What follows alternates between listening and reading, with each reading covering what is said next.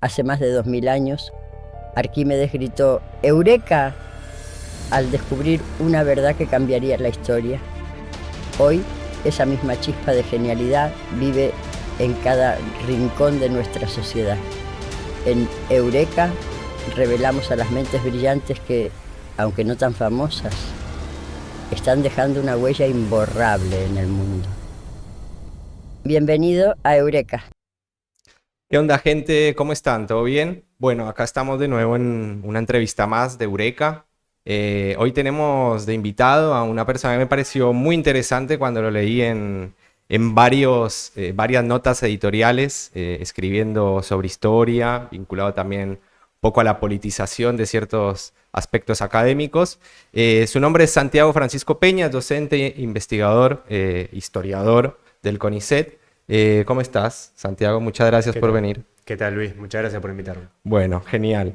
Mira, para empezar, me gustaría un poco hacerte preguntas. Yo soy licenciado en ciencia política, pero tu rol de investigador en historia me llamó mucho la atención porque como yo veo la cuestión de la crisis del progresismo, creo que está muy vinculado a los ámbitos académicos. Creo que el ámbito académico, sobre todo las universidades, vos tenés varias notas que habla sobre esta situación a nivel mundial.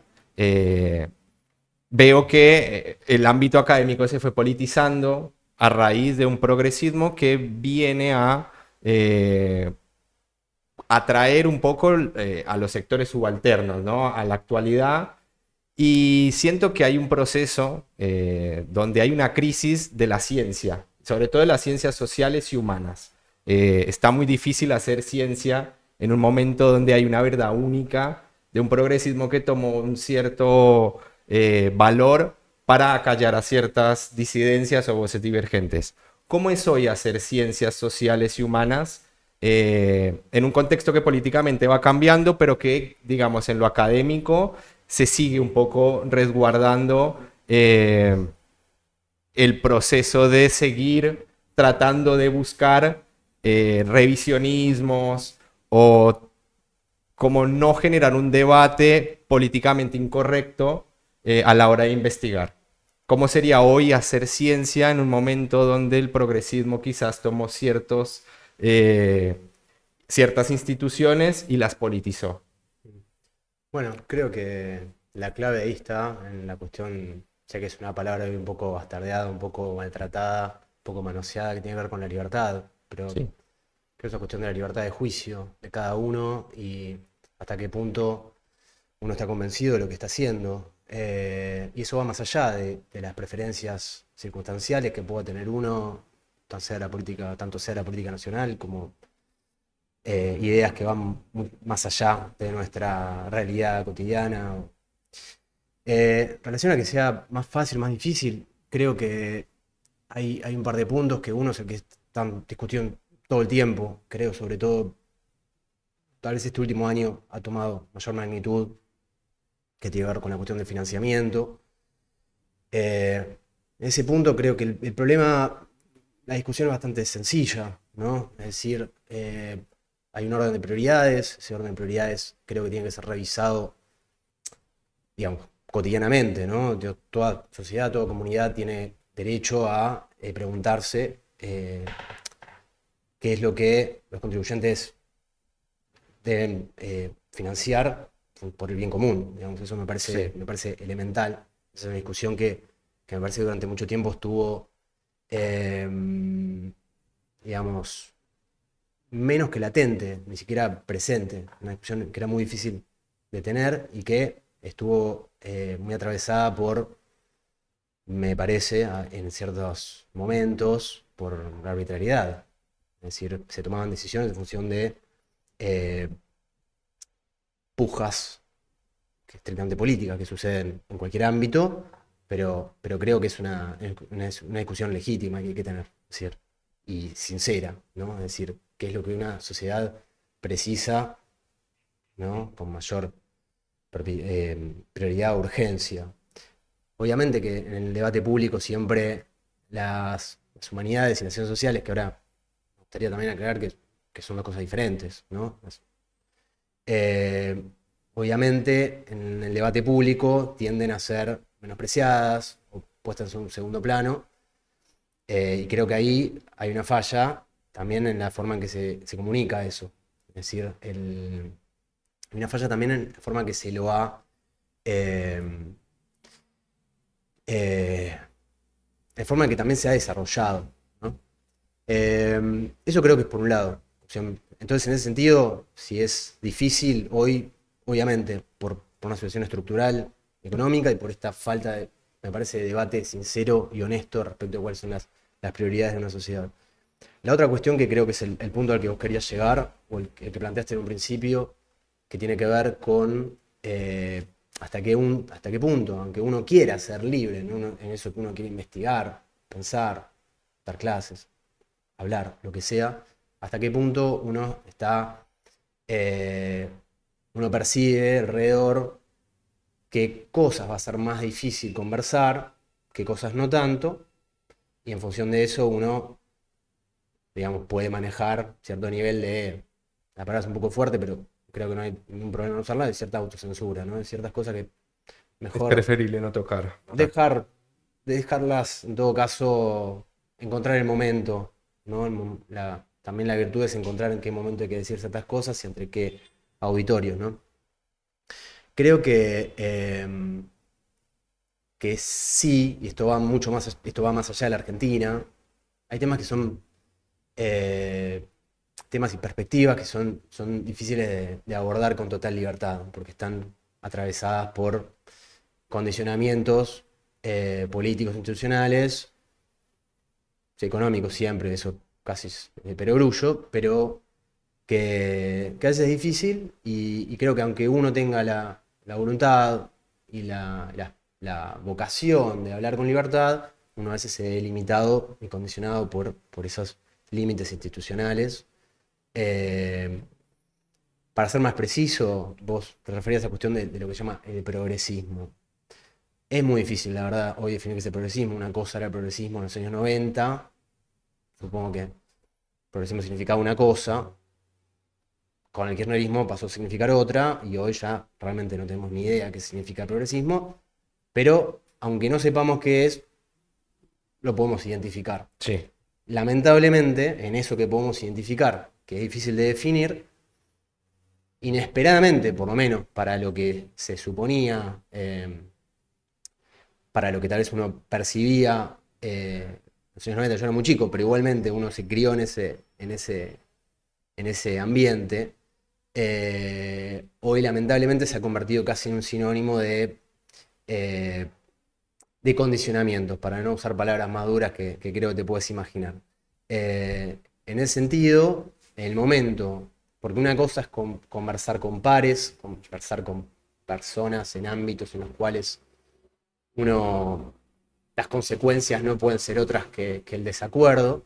Cuando eso se traduce o se extrapola, digamos, a una situación institucional, donde es la propia institución la que pone esos condicionamientos y eso puede afectar tu desarrollo profesional, personal, político incluso, Sí. creo que ahí es donde estamos frente a un problema y creo que ese es uno de los temas que no debemos, insisto, esto va mucho más allá de la Argentina, pero creo que en particular en Argentina también tenemos derecho a discutirlo, a conversar sobre eso. Yo creo que ese es un punto clave en estos días, porque, insisto, pareciera a veces que hay temas, digamos, esta proliferación del tabú, ¿no? Y creo que ahí lo que está en juego no es la perspectiva de cada uno, sino la sola posibilidad de tener ese debate sincero y que no parezca siempre que es una ficción de debate donde todos fingen hablar en serio, ¿no? Claro. Estoy hablando un poco general, pero bueno, creo que se puede leer entre líneas.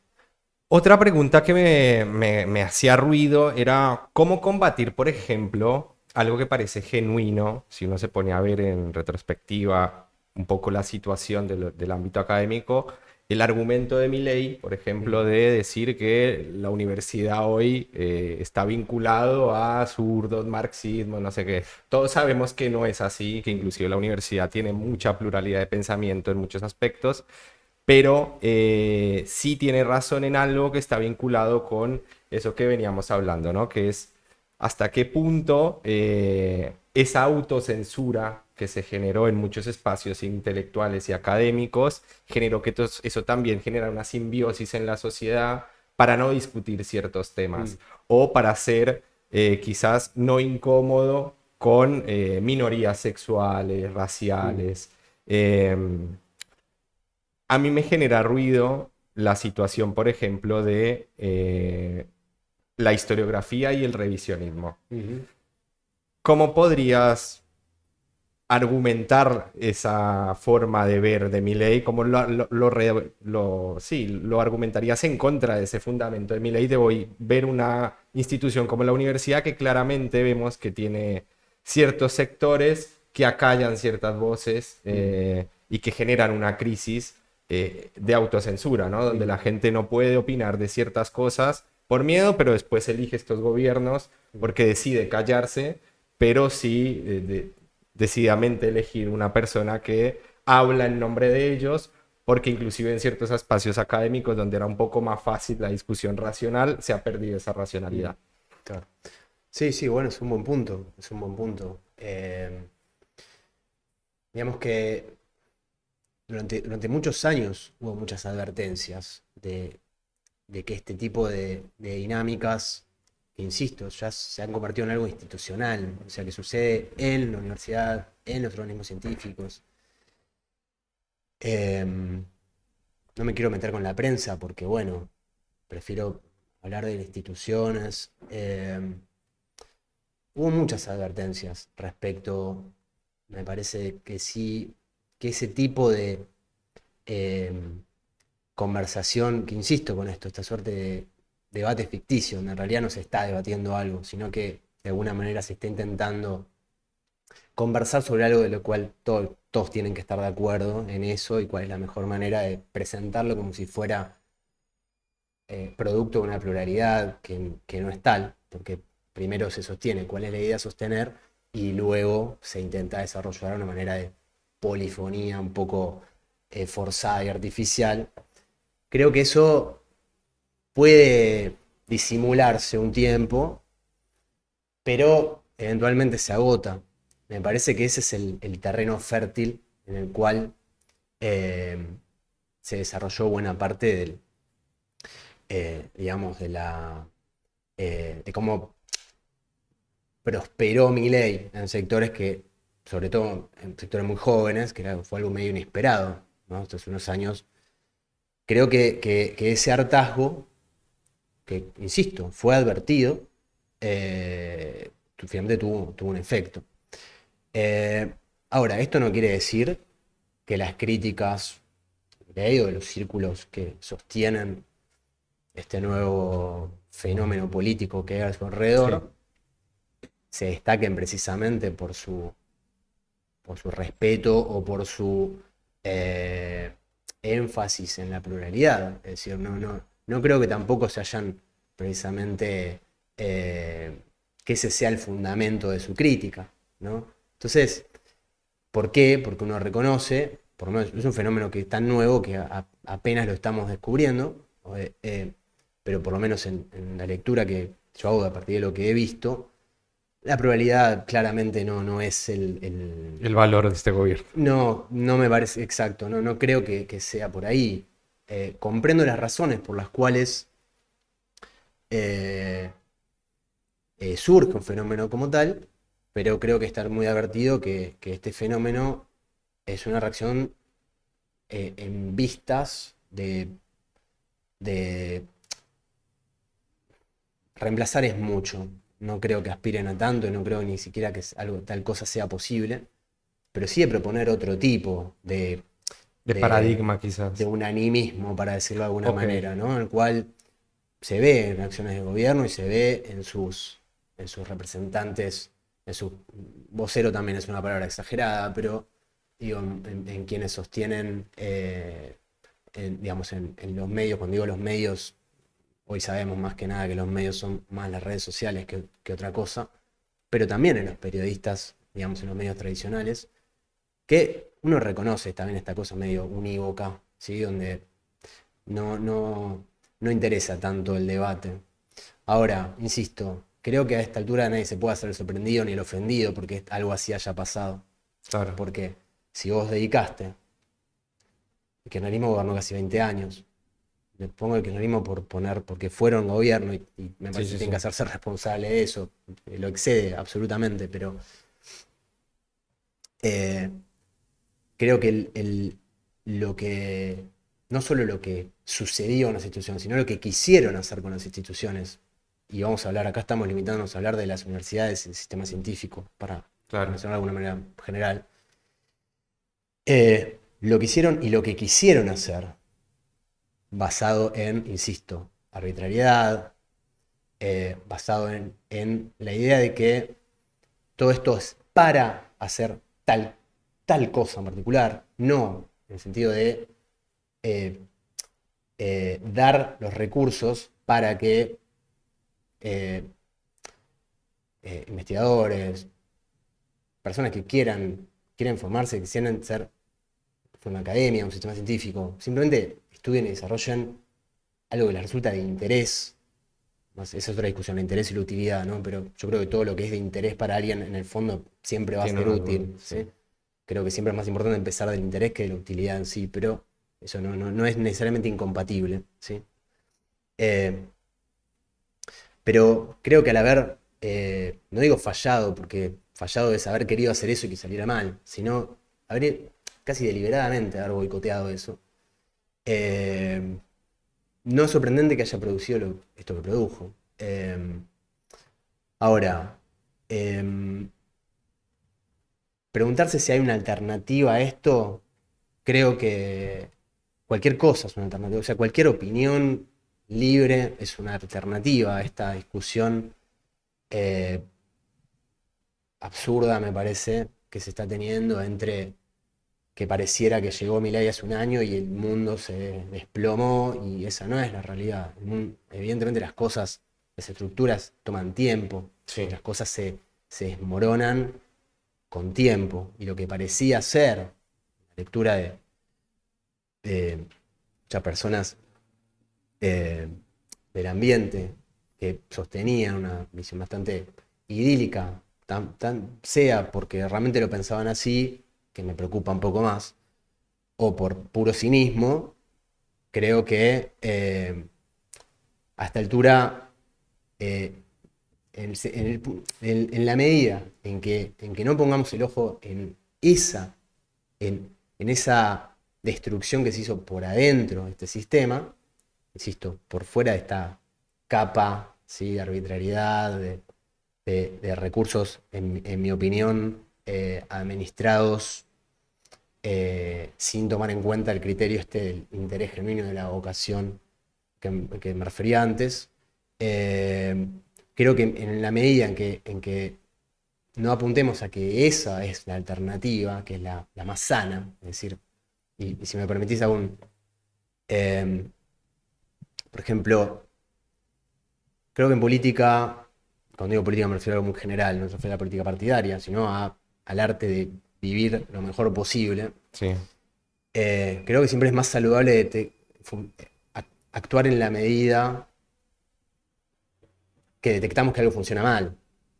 Lo identificamos y tratamos de ir hacia donde creemos que va a estar mejor, pero esta idea, la cual se plantea un ideal, esto que estoy diciendo no es ninguna originalidad, simplemente, y tratemos de adaptar todo lo que tenemos alrededor para que ese ideal que nosotros 3 o 4, 5, 10, 100, 1000, lo que sea, tenemos en la cabeza, produce este tipo de cosas. Creo que ese es el error de base. Parece que el único remedio a este tipo de cosas es lo contrario, identificar lo que hace mal, lo que hace daño, el vicio, y tratar de evitarlo. Me parece que es tan simple como eso, por un principio de parsimonia, de que lo más simple es lo más... suele ser lo correcto. Creo que va por ahí. Entonces, A mí, sinceramente, este tipo de opiniones que salen del seno del gobierno me suenan bastante indiferentes. No creo que hagan demasiada diferencia, sinceramente. Creo que hay que prestar más atención a lo que está pasando al interior, qué es lo que se dice al interior de la universidad, del sistema científico. Si lo que se propone con alternativa es pluralidad, bueno, entonces hay que demostrarla esa pluralidad. Claro, es como Respetarla. que se cambió de un paradigma. eh, bueno, igual la política tiene eso, ¿no? Cuando el poder llega a lo institucional, cambia los valores en ese sentido. A mí lo que me genera también ahora ruido es esta descripción que vos haces en varias notas, vinculado también a lo global, ¿no? ¿Cómo se puede combatir? No, ya no los gobiernos, sino directamente dentro de las mismas instituciones, estos anacronismos o estas visiones que permitieron que ciertos gobiernos llegaran al poder y quisieran desmantelar eso, que fue producto de un progresismo que se volvió conservador. En ese sentido, suena como raro o contradictorio, pero fue así. Por ejemplo, lo que sucedió en Estados Unidos últimamente, en las universidades importantes de Estados Unidos como Harvard, Princeton, Pensilvania, donde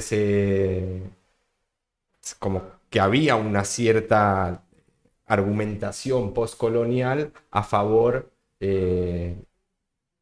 de ciertas reivindicaciones del terrorismo, por ejemplo, Sí, sí. como de tener una cuota de discusión musulmana, ¿no? Entonces, en ese sentido, también se tergiversaban ciertas cosas que son verdades, ¿no? En ese sentido, como por ejemplo, que el pueblo de Israel tenga también la propia soberanía de defenderse ante un ataque terrorista. Hoy se lo ataca directamente porque los ámbitos académicos han proliferado dentro de las personas a las cuales forman y generan este tipo de reacciones que parecen un poco envalentonadas, muy violentas y que quieren negar esa pluralidad que ellos mismos defienden, Sí, ¿no? sí, sí. ¿Cómo se combate eso dentro de las instituciones? ¿Cuál sería la mejor forma? ¿O vos decís que es muy difícil, que hay que cerrarse a la autocensura, que quizás es Mm. eh, hasta perjudicial para un investigador, para un docente, para una persona en un debate en, Mm. en esa misma institución, ir en contra de la corriente? No sé si siempre, no sé si se trata de ir en contra de tal o cual corriente, sino, insisto, en contra del absurdo, empecemos por ahí, ¿no? Porque no. eh, este ejemplo que vos traes a colación, ¿no?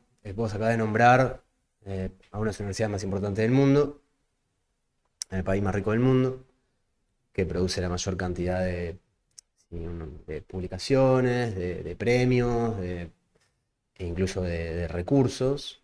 ¿Y con qué nos encontramos? Con razonamientos y por un lado uno dice, bueno, razonamientos absurdos. Pero hasta ahí todo el mundo tiene derecho a hacer un razonamiento absurdo porque a partir del absurdo uno puede igualmente discutir y qué sé yo, hasta uno no puede llegar, ¿no?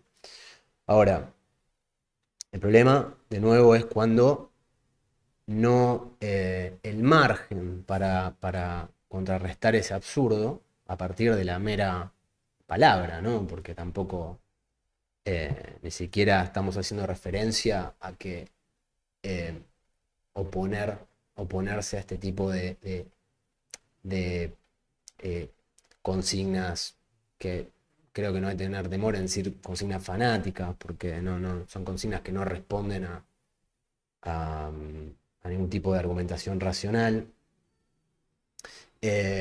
Cuando solo se limitan, insisto, a la palabra y al debate público, que es uno de los fundamentos de nuestra civilización, sin ir más lejos, que es la razón propia de ser de la existencia de la universidad o de la tradición académica. El momento en que la sola conversación, la sola mención a lo que uno puede identificar como un absurdo se convierte en condicionamiento, vuelvo a lo que decía antes, desarrollo profesional o incluso la vida personal, creo que ahí es donde todo esto pasa a otro plano.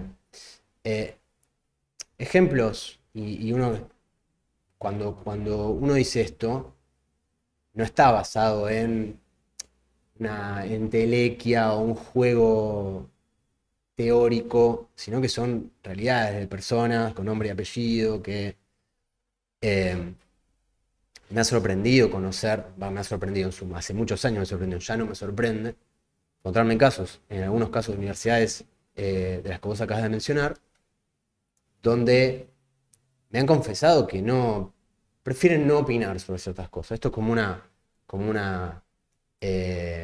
casi como una perversión del preferiría no hacerlo de Bartleby, de la novela de Melville, ¿no? Preferiría no hacerlo, pero no es que prefieren no hacerlo, prefieren no hacerlo porque si no, Claro, las consecuencias. Uno dice, bueno, no es tan grave, si tenés coraje lo haces igual. Bueno, sí, qué sé yo, puede ser, pero es fácil decirlo, pero después, si vos pensás, y acá estoy hablando de humanidades, pero nos metemos en ciencias duras, también es un problema si tu director, tu jefe, después no te da acceso al laboratorio, te pone último en la autoría de los papers, no te da acceso a las muestras. Eso va mucho más allá. Tiene mucho problema también las ciencias duras, no tanto vinculado a lo que se puede politizar, sino... Mirá, es un terreno que prefiero no profundizar demasiado porque ya tengo suficientes problemas con mi propio, pero bueno, evidentemente, digo, el problema en las humanidades, mal que mal, uno puede quedarse afuera, entre comillas, en la institución, y uno igual tiene sus libros y qué sé yo. Es muy, muy complicado, pero puedes expresar lo que pensás, puedes escribir, puedes encontrar la manera, aunque no sea tal vez la manera que alguien se haya planteado. En ciencias duras creo que es mucho más limitante eso. Porque, ahora, por otra parte, en ciencias duras esos debates no son tan significativos como humanidades o ciencias sociales por una razón obvia, ¿no? Porque se dedican a otras cosas. Pero si acá el corazón de tu disciplina es la discusión de la realidad social o de nuestra historia, nuestro pensamiento, bueno, se hace muchísimo más espeso el asunto. Ahora, insisto que por eso tampoco esto es una discusión que vaya de lo estatal o lo privado. No es lineal que en universidades estatales o sistema científico, digamos, administrado por el Estado, o todo un sistema de universidades privadas, por intereses privados, necesariamente sea tan diferente esta dinámica. Porque, como siempre, la clave está en el punto de quién administra ese poder. Y cuando digo ese poder, no lo digo en un sentido abstracto, de un poder oculto en la sombra. No, es digamos... Los recursos. Toda institución son intereses que se ponen en juego, se acuerdan y de alguna manera las cosas se ponen en funcionamiento.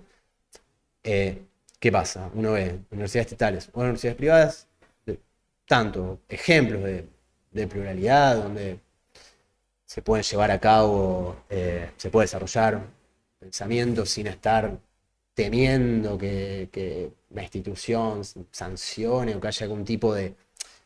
Y esta sanción también puede ser, no me refiero a una sanción institucional explícita o que ponerle que eso pasa, pero no es lo más importante. Lo más importante me parece es acceder a ese cargo, acceder a ese financiamiento, a esa cátedra en el caso de Argentina.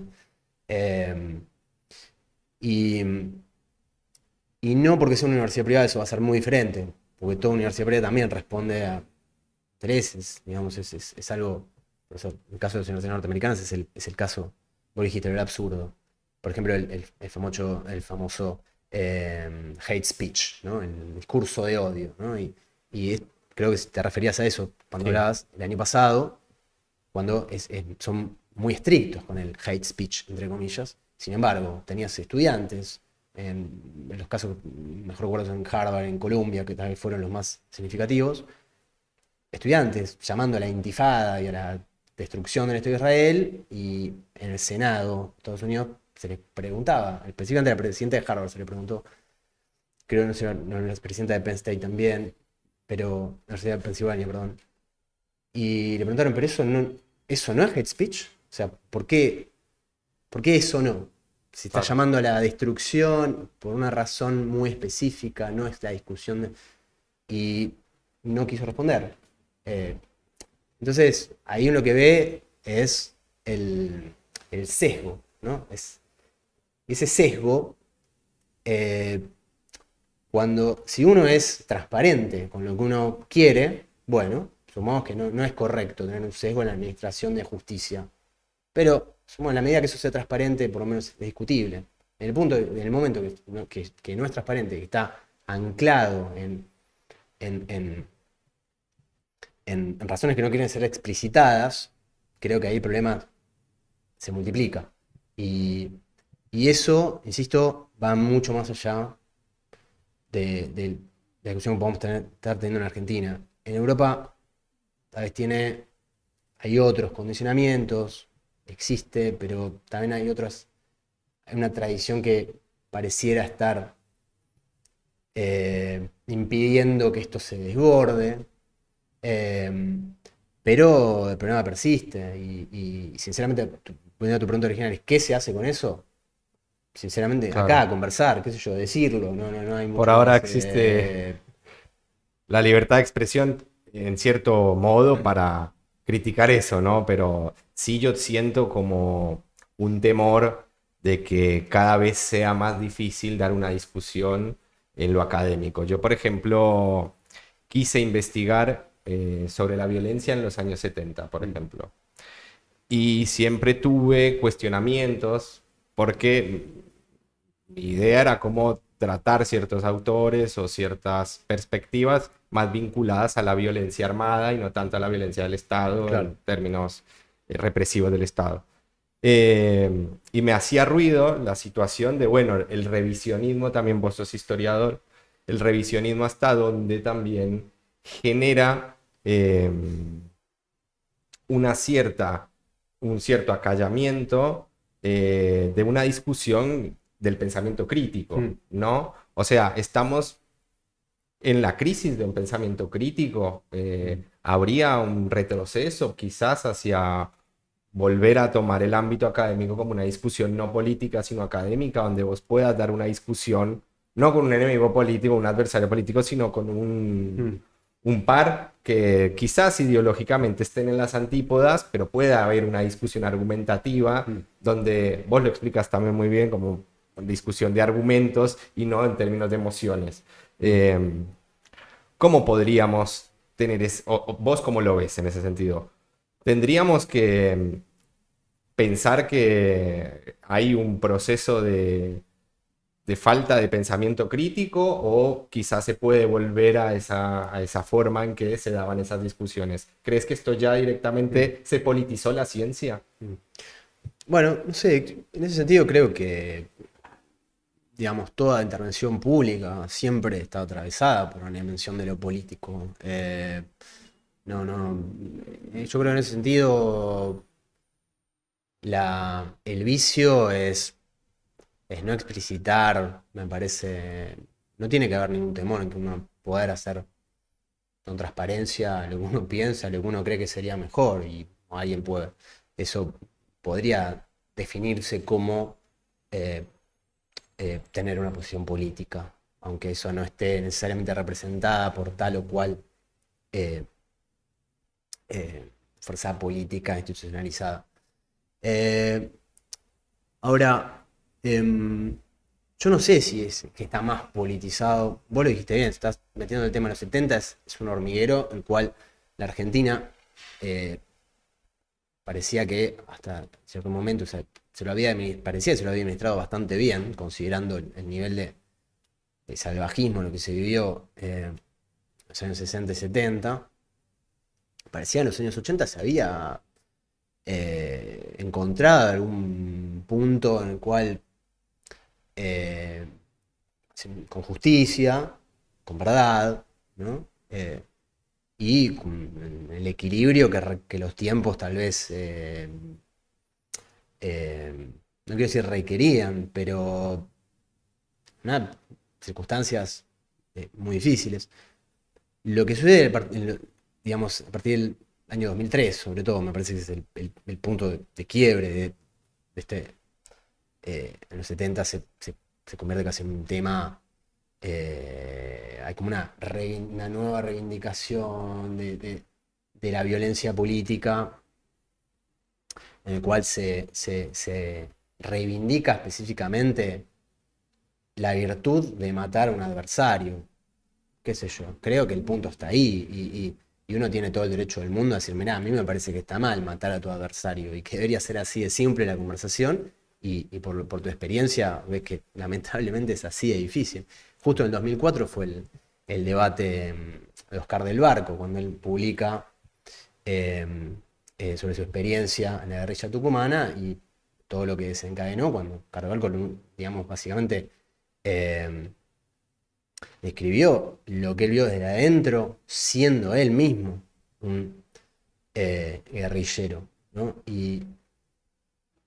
Después, años después, el Héctor Leis, haciendo casi un mea culpa de lo que había sido su participación, haciéndose cargo, y fueron debates que creo que hasta el día de hoy, creo que el debate de haber sido tan mal qué sé yo, administrado en Argentina, ¿con qué nos encontramos? Con esta casi sentido común de que esas cosas son cosas que no se pueden discutir, ¿no? Como que se ha entrado en una dinámica de que lo que hoy predomina es juzgar a la historia y no comprenderla. Bueno, sería una lectura posible, sí, digamos, que todo sea. O sea, no sé si está bien el sentido del comentario. Lo que quisiera decir es, vos pensás quizás que habría una crisis en ese sentido de comprender los sucesos del pasado. Vos como historiador, por ejemplo, ¿ves una crisis de que hoy ya ese debate está cada vez más difícil de generar, tipo comprender el pasado, y hoy directamente es un acto político juzgarlo, decir hay buenos y malos, en términos maniqueos? Yo sinceramente no soy tan pesimista en el sentido. Creo que hay espacio para. Hay espacios. Hay espacio con todas estas que venimos hablando, ¿no? Digo, es difícil, pero creo que ese espacio o esa discusión es posible. Hay lugar para eso. Lo que hay que identificar es, creo que poner.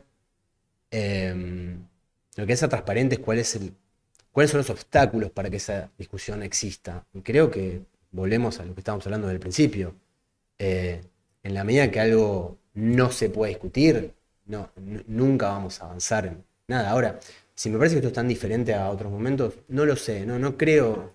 Creo que hoy creo que podemos tener estas cosas y no nos están matando en las calles. Entonces, digo, me parece, yo prefiero eso. Prefiero que estamos discutiendo esto y no temor a que porque dije algo, vos dijiste algo, alguien dijo algo, a una persona, un loco y te mata. Cuando digo un loco, yo creo que una persona que mata a otro porque es un adversario político, hay una grave locura detrás de eso. Pero bueno, no creo que nunca hay justificación posible para una cosa así. En ese sentido estamos mejor, quiero creer. Claro. Ahora, uno se puede hacer la pregunta que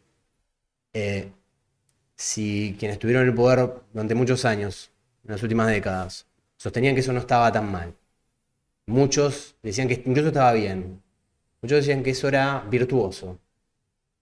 ¿Por qué no lo hicieron? Bueno, si pudieron, me parece que no.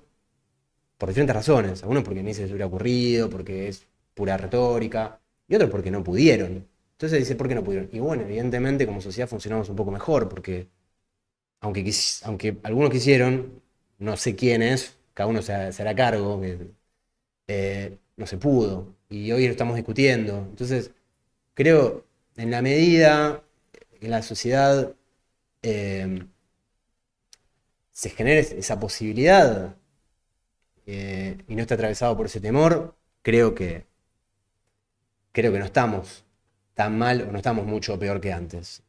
Ese es mi resto de optimismo, digamos, en toda esta. Claro. Yo como veo que por eso como que hago esa simbiosis entre sociedad y mundo intelectual, ¿no? Tipo, como diría Gramsci, la cuestión cultural y la cuestión más político-social, en ese sentido, como de hasta qué punto,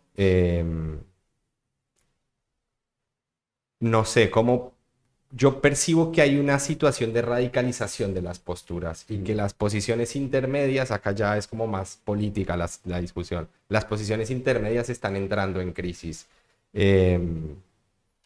¿No te da un poco de temor que esto cada vez ahora con esta forma de gobierno se vaya un poco la ciencia también de mambo hacia lugares que quizás el científico o el académico no estaba tan de acuerdo como con el kirchnerismo, pero que se vaya radicalizando hacia otro tipo de valores, pero siempre tratando de generar un condicionamiento sobre el que investiga?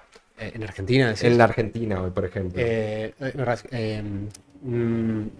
¿Hacia qué lado, digamos? ¿Hacia dónde? Hacia donde dirijan, por ejemplo, los recursos de las investigaciones. El otro día Adorni decía que va a ser importante estudiar los procesos arqueológicos de no sé qué. Hacia dónde quisiera ir este gobierno, no lo sé. Creo que no tiene idea el gobierno hacia dónde quiere ir, esa es la parte buena. Me parece que es una cuestión de que, sinceramente, porque ignoran con qué están lidiando. Me parece que, por eso insisto, no. Me produce bastante indiferencia lo que diga Adorni o lo que diga. Porque no. Toda intervención que hicieron, ni siquiera me molesto en juzgarla como buena o mala. Toda intervención que hicieron fue bastante. Decirle torpe también es atribuirle una intención. Creo que ignoran simplemente de qué se trata. Entonces, creo que tal vez en educación hay algunas ideas que, qué sé yo, que puedan manejar un poco con más, para decirlo de alguna manera, con un mínimo de rigurosidad. En lo que respecta a la política científica universitaria, no lo veo. Entonces, no creo, si vos ni siquiera comprendés, no creo que puedas intervenir en eso. Entonces, no me preocupa que eso pueda generar un tipo de reacción en contrario, en función de una idea similar a la que está planteando, cuando digo el gobierno, es este fenómeno político que hoy está en el gobierno. No veo, sinceramente no. El día que tal vez puedan identificar algo al respecto, bueno, creo que eso se discutirá. Pero, sinceramente, no creo que eso pueda materializarse en este tipo de reacciones a la que te referís. No lo veo, no sé ni cómo materializarse porque no sabemos ni cuáles son esas ideas, porque me parece que no las tienen. Claro. Pero bueno, tal vez yo no he prestado suficiente atención, pero no lo he encontrado, por lo menos en este último año, en los últimos años, que esto se estaba. Creo que se limitan a la discusión presupuestaria y a ciertas discusiones que no muy generales y muy y con una clave de lectura no solo presupuestaria, sino incluso de ajeno, como si ni siquiera fuera parte del ecosistema, ¿no? Entonces, yo creo que eso no puede producir otro tipo de. Lo que sí puede hacer es, obviamente, tal vez aunar voces personas que no estaban de acuerdo en el mismo sistema y ponerse de acuerdo en contra de esta reacción. Pero creo que el peligro es más ese. Claro. ¿No? Que se afiance un error solo por oponer a esta ignorancia, me parece, que es la palabra más precisa para definirlo. Me parece que eso es lo más peligroso, me parece. Yo te quería hacer una última pregunta más vinculado con respecto al CONICET.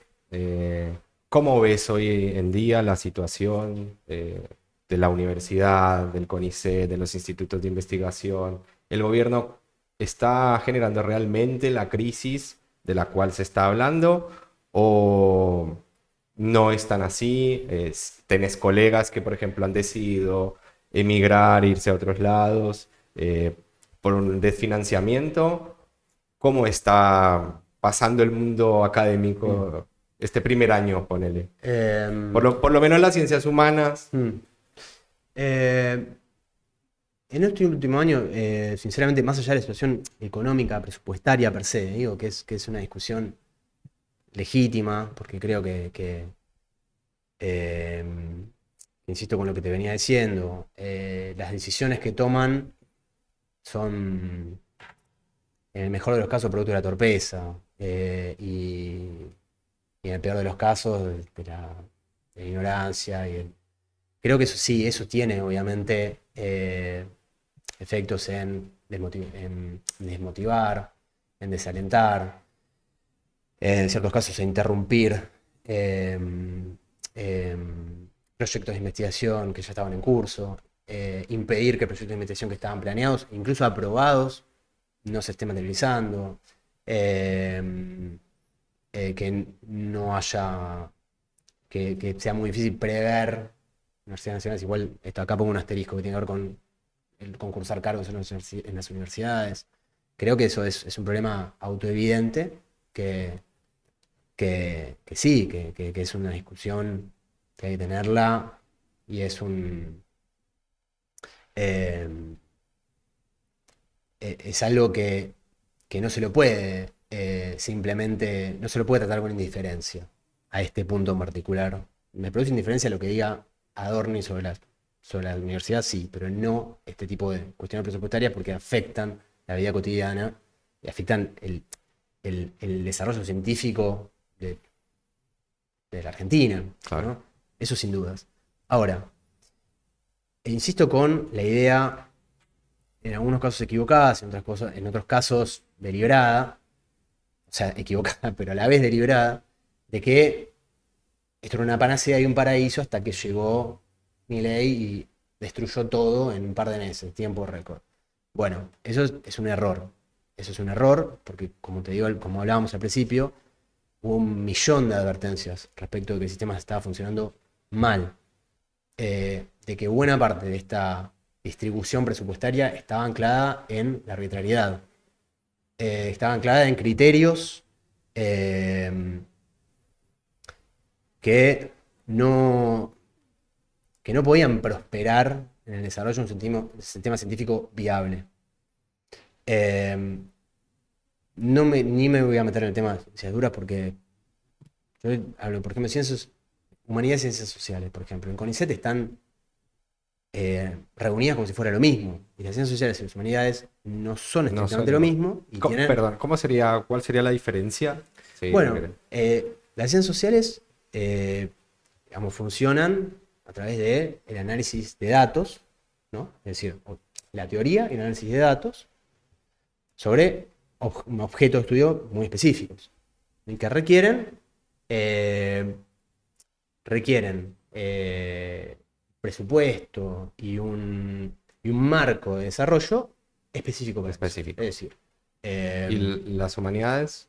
las humanidades, que digamos que son las que vienen tradicionalmente en el desarrollo de la tradición académica en Occidente, que vendría a ser, para primero decíamos, sería filosofía, la historia, las letras, la antropología, la arqueología, depende, ¿no?, qué rama específica. Su método, ¿sí?, que básicamente se trata en conseguir repositorios bibliográficos muy específicos. Por ejemplo, y ahora me voy más estrictamente al caso de la historia, que es el que yo manejo, o el que pertenezco, requiere, por ejemplo, el estudio de ciertos archivos, de ciertos repositorios muy particulares, que tenemos que encontrar en tal lugar. Y hoy que está digitalizado, necesitamos tener acceso a eso, sea yéndolo a buscar, sea teniéndolo a disposición y que el sistema te lo provee. ¿Qué tenemos en cambio? Ciencias sociales y humanidades, todas reunidas, tomando decisiones, de un punto de vista presupuestario. Y otra cosa, con el tema de las publicaciones. Hay también una estandarización de lo que es la publicación, que a veces no responde a las características particulares de publicar en tal revista, publicar tal libro, en tal lugar. No vale todo lo mismo. Cuando no vale, no digo que algo sea que valga más que otra cosa. Quiero decir que no sé si tienen que ser leídos con el mismo prisma. Sí. ¿Sí? Y que creo que las decisiones, en lo que finga asignar prioridades en el ingreso al sistema científico, creo que tienen que estar más ancladas en esa singularidad. Me parece que este es un problema en el cual pareciera no estar ni en discusión, por lo menos en los últimos 20 años, y antes ni hablar, pero... entonces... y no veo que eso esté realmente hoy en debate, como diciendo, bueno, a ver, ¿cómo hacemos para que funcione mejor este sistema? Hoy sería bueno con lo que hay, ¿sí? Y la aspiración es que tengamos más para usarlo mejor. Claro. Esa discusión, insisto, no son mutuamente excluyentes. La discusión por el presupuesto, por lo que corresponde en términos presupuestarios, y por la conciencia de que si un Estado no